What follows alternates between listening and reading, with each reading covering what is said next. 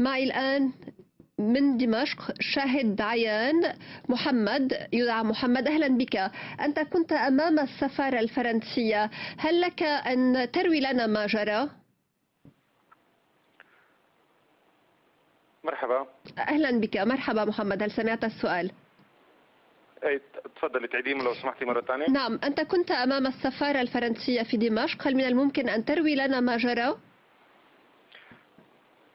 طبيعي.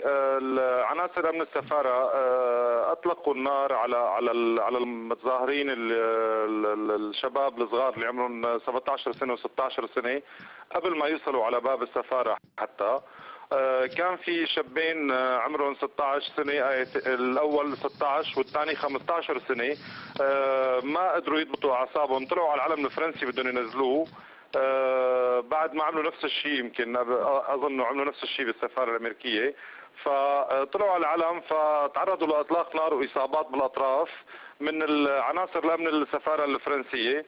وبعد ما تعرضوا لاطلاق نار ووقعوا من ارتفاع تقريبا 5 امتار، طبعا وقعوا على الارض، تم اسعافهم. طلع حدا من امن السفاره الفرنسيه وخطف 2 من المتظاهرين السوريين الى داخل مبنى السفاره. طبعا بعد ما خطفوا 2 من المتظاهرين لداخل السفاره، الشباب والصبايا هجموا على السفاره وصاروا بدهم يكسروا ابواب السفاره لحتى يطلعوا المخطوفين. محمد، لماذا هذه المظاهره امام سفارتي فرنسا والولايات المتحده؟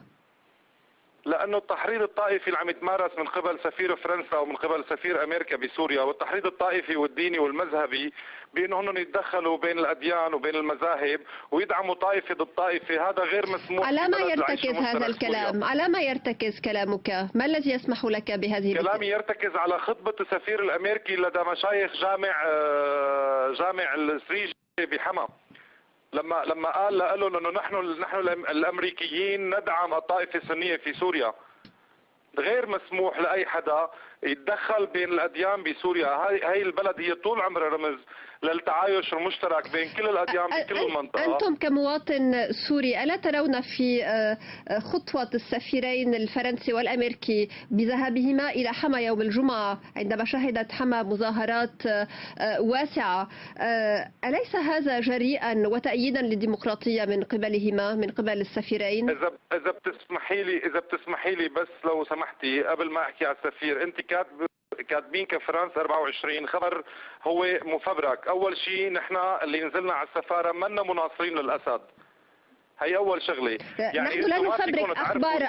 اولا نحن لا نفبرك اخبار، هذه الاخبار نقلتها جميع الوكالات الدوليه. لو سمحتي لي، انت عم تحكي مع واحد كان بالمظاهره وما مناصر للاسد. انا ماني مناصر للاسد، انا مناصر لسوريا. لازم تفرقوا بين مناصر الاسد ومعارض، وواحد منه معارض ومنه مناصر هو مناصر لبلده. اليوم نحن بلدنا عم تضيع من ايدنا بسبب المناصرين وغير المناصرين.